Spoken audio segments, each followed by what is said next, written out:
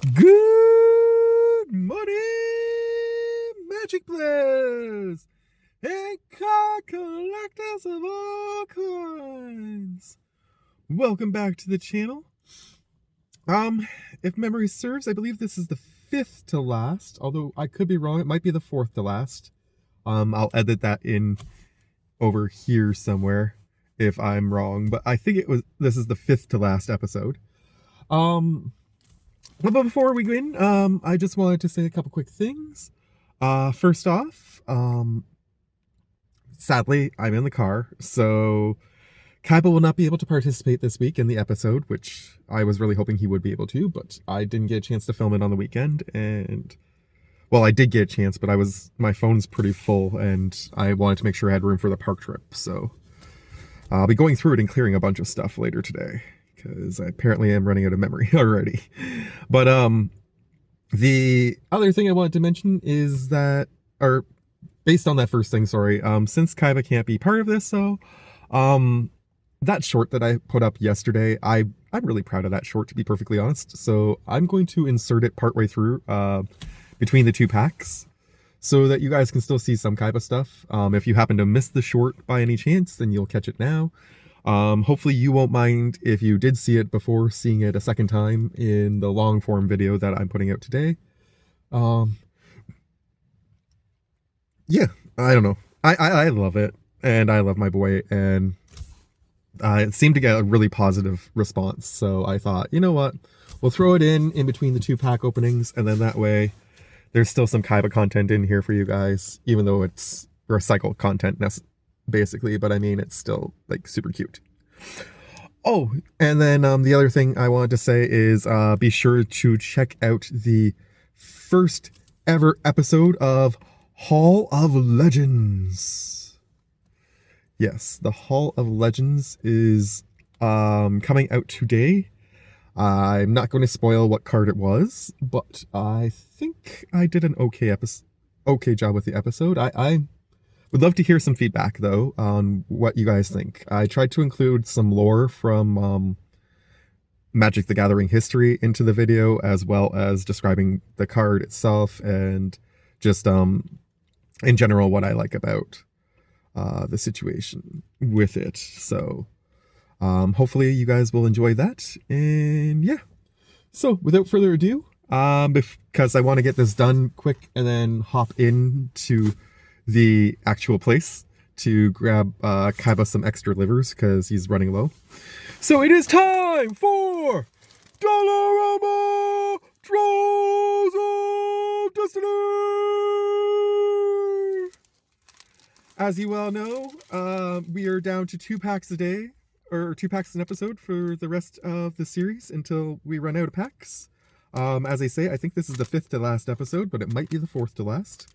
So I'm thinking this is 9 and 10, but it could be 8 and 7.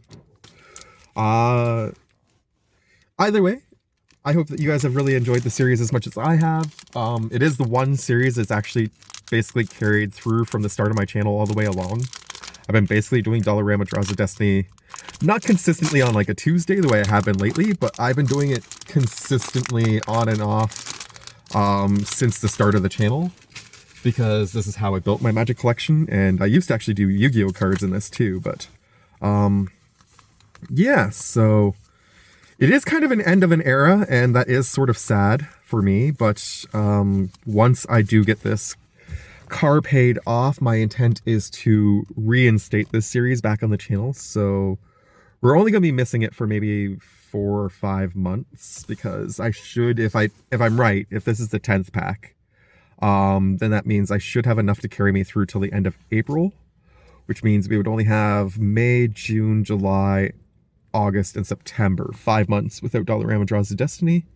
And then in October, after I make the final payment, hopefully maybe at the end of the month, I'd be able to bring it back. But yeah, that's where we stand so far. I do want to say, actually, before I start looking at these, I do want to say a big shout out and thank you one more time to anyone and everyone who has helped with my GoFundMe in any way, shape, or form, whether you have given me a shout out on your channel, if you've donated if you just kind of like drop by to give some words of encouragement. I appreciate you. I appreciate you a lot. It means the world to me that you guys are here and supporting me. We are on our way to 400 subs on this channel, and that is pretty kick butt. Alright, so we're going to start with a scrap skin Drake. Flying can block only creatures with flying. Oh, that sucks. I thought it was can only be blocked by creatures with flying, but nope, that's even worse. Okay. Asari Captain. 3 red and white for 4/3 with haste, and whenever a samurai or warrior you control attacks alone, it gets +1/+0 until end of turn for each samurai or warrior you control. That thing could get pretty beefy. I do also love the artwork on this one. That one is pretty cool. Ooh, Vagrant Plowbeasts. I actually have 1 copy of this, so it's nice to see a second copy come up. I'm not using it for anything currently because it is rather expensive. It's 5 green and white for 6/6, but the thing I like about this is you can pay 1 to regenerate any target creature with power 5 or greater. So if you have enough mana open, you could probably keep your entire board from being destroyed. But I mean, this thing will allow you to save your favorite creatures instead of just saving itself, which is kind of cool. Vernati Shieldmate, 1 and a white or green for a 2/2 with Vigilance. I'm not going to kick it out of bed. It's not a terrible card. Ooh, new kitty, Twilight Panther. You're so pretty. White for 1/2, pay black, and this thing gains Death Touch until end of turn. Neat. I'm not sure what deck I'm going to be able to put that in, though, because I don't really have a white and black cat deck, per se, going or anything like that, but that is kind of cool. So far, the Drake is kind of the only downside to this pack. 1 and a green for the Nervous Gardener, but you can disguise it for regular green. So you could cast it face down for 3 and then pay 1 green to flip it face up. When it gets flipped face up, you get to search your library for a land card with a basic land type, reveal it, and put it into your hand on the shelf. Ooh, this thing can actually search for like dual lands and stuff as long as they have a basic land type on them. That's pretty badass. Costs a little extra to put into play, but it's kind of worth it. Scythe Spectre. 4 and 2 black for a 4/4 with flying. Whenever it deals combat damage to a player, each opponent discards a card. Each player who discarded a card with the highest mana value among cards discarded this way loses life equal to that mana value. Ooh. We're pulling all kinds of cool stuff today. Ooh, we hit a legendary too. Nice. Eutropia the Twice Favored. 1, a green, and a blue for a 2/2. Whenever an enchantment enters the battlefield under your control, put a +1/+1 counter on target creature. That creature gains flying until it. Ooh, that's kind of cool. I don't know if I have a green-blue deck that focuses on enchantments right now, but it is pretty cool. We are just rocking this pack, guys. Sage's Dowsing. 2 and a blue. Counter target spell unless its controller can pay 3. If you control a wizard, you get to also draw a card. Neat. Travel instant at wizard. Cool. Flamekin Spitfire. 1 and a red for a 1/1. Pay 3 and a red, it deals 1 damage to target creature or player. Yeah, that's a little expensive for that. To be honest, I'm probably not going to end up using that one, but it is kind of cool artwork. I'm not going to deny that. Century of the Underworld. Ooh, I like the name. 3, a white, and a black for a 3/3 with flying and vigilance. Pay white and black, pay 3 life, and then you can regenerate this thing. That's a hefty cost to regenerate it, but it's interesting. Flying and vigilance is pretty stacked. I'm not going to say that's not bad. I think the Scythe Spectre and the Nervous Gardener are still my 2 best cards in this pack, but we definitely have some good stuff going on in this pack. Cash Raiders. 3 and 2 blue for 4/4 at the beginning of your upkeep. Return a permanent you control to its owner's hand. Yeah, I mean, if you are playing a deck that likes to do a lot of ETB stuff, that's kind of cool. Otherwise, that's going to probably hurt you more than help you. But I'm not going to say that's terrible either. War Flare, 2, a red, and a white. Creatures you control get +2/+1 until end of turn, and you get to untap them. Ooh, nice. That's a good one. Precise Strike, 1 red. Target creature gets +1/+0 and gains first strike until end of turn. I will take that. And this pack ends on Infernal Phantom. 3 and a red for a 2/3 with Eerie. Whenever an enchantment you control enters, or you unlock a room fully, This thing gets +2/+0 until end of turn. When it dies, it deals damage equal to its power to any target. I mean, it's not incredible, but it's not bad either, if you can play it right. And I am going to eventually build a 5-color rooms deck, so it might make the cut. Anyways, first pack, top 3 definitely are Scythe Spectre, Nervous Gardener, and I think the Vagrant Plowbeast, although that's definitely a close 4th. But I like the Plowbeast better just because of the ability to regenerate stuff. And I can target what I want to choose to regenerate. I think that's pretty badass. Alright. We will now present to you the Kaiba short from the other day.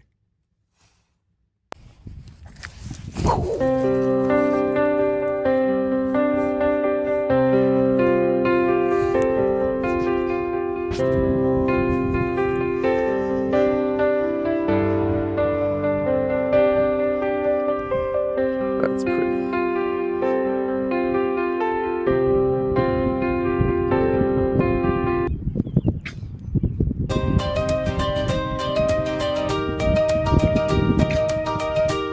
Bless you.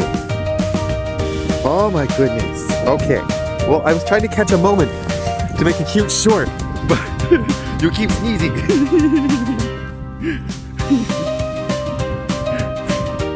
Still make for a cute short. Just not the kind of cute short that he was going for. Instead, it'd be a funny cute short.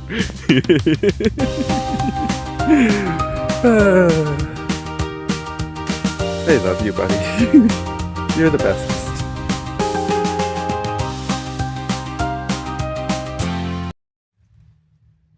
I hope you guys enjoyed the Kaiba short from the other day as much as I enjoy it. Yeah. He is so beautiful.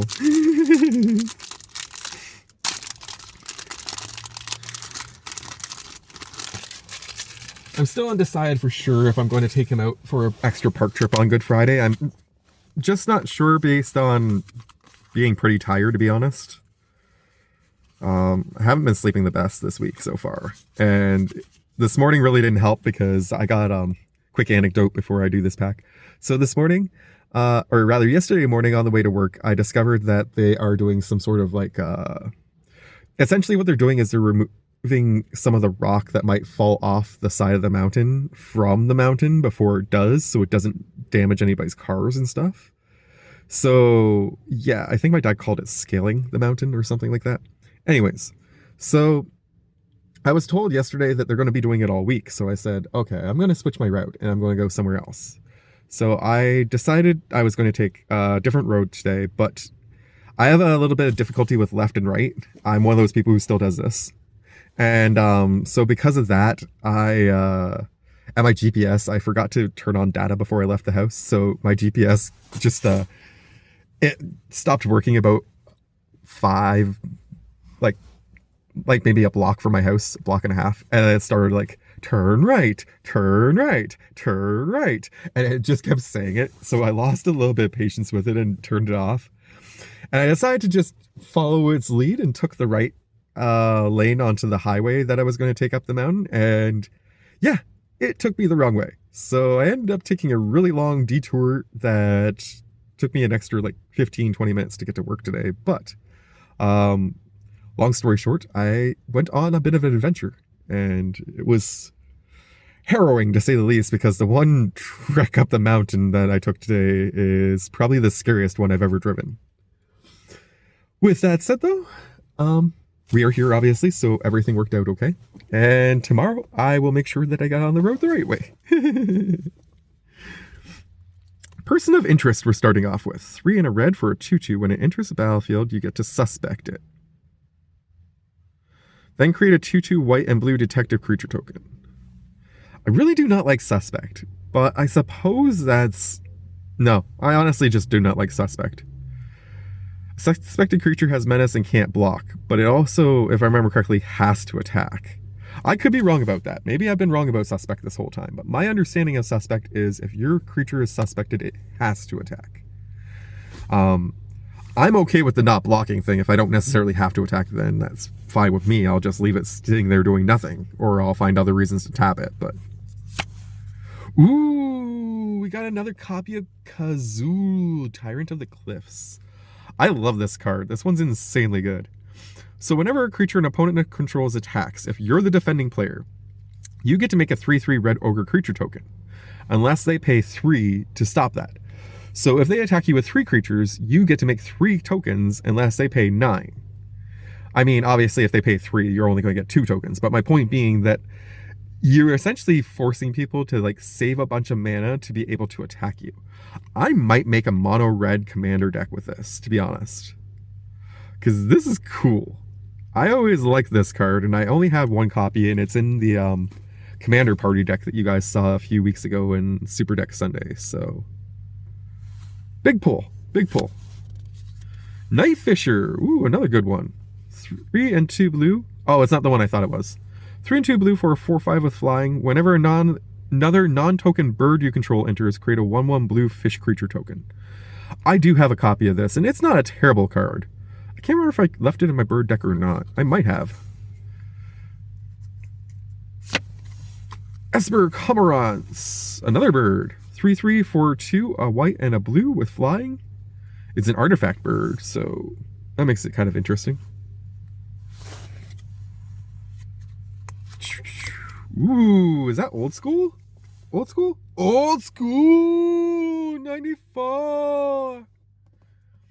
Deep Spawn. 5 and 3 blue. Trample. During your upkeep, take 2 cards from the top of your library and put them in your graveyard or destroy this thing. Pay blue. This thing cannot be the target of spells or effects until the end of turn and does not untap as normal during your next untap phase. If this thing is untapped, tap it. Huh. Okay, so you're basically getting a 6/6 with trample that's going to force you to mill 2 every time. Or each upkeep, sorry. And then in addition to that, you can give it hexproof? No, you can give it Shroud, I guess.